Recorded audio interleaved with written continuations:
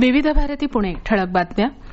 दिल्ली पोलिसांच्या विशेष पथकानं आज केलेल्या कारवाईत 2 संशयित दहशतवाद्यांना अटक केली आहे. हे अतिरेकी आत्मघातकी हल्ल्याचं प्रशिक्षण घेत होते.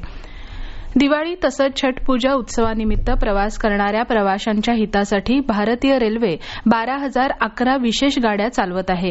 या उत्सव विशेष गाड्यांमुळे 1 कोटीहून अधिक प्रवाशांना प्रवासाची सोय होईल आणि देशभरातील विविध ठिकाणी सोयीस्कर प्रवास पर्याय उपलब्ध होतील अशी अपेक्षा आहे.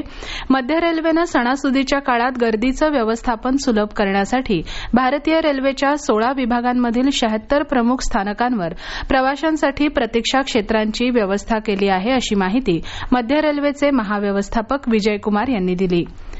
पुण्यात बंगाली समाजाकडून साजऱ्या केल्या जाणाऱ्या श्री श्री श्यामा काली पूजा उत्सवाचा समारोप काल मोठ्या उत्साहात करण्यात आला. कालीमातेच्या मूर्तीची यावेळी मिरवणूक काढण्यात आली. पश्चिम बंगालचं पारंपरिक वाद्य ढाकच्या वादनाचं आकर्षक सादरीकरण यावेळी करण्यात आलं. 3 दिवस चालणारा हा सोहळा विविध कार्यक्रमांनी रंगला. सिंदूर खेला आणि देवीच्या विसर्जन मिरवणुकीसाठी महिला पारंपरिक बंगाली वेशभूषा परिधान करून सहभागी झाल्या होत्या.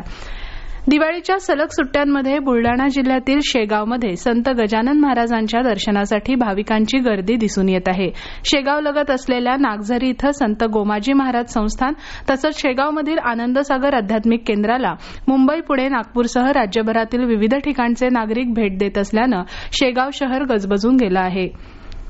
पुणे महानगरपालिकेचा शिक्षण विभाग आणि जिल्हा क्रीडा परिषद यांनी संयुक्तपणे आयोजित केलेली शालेय जिल्हास्तर किक बॉक्सिंग स्पर्धा नुकतीच पार पडली.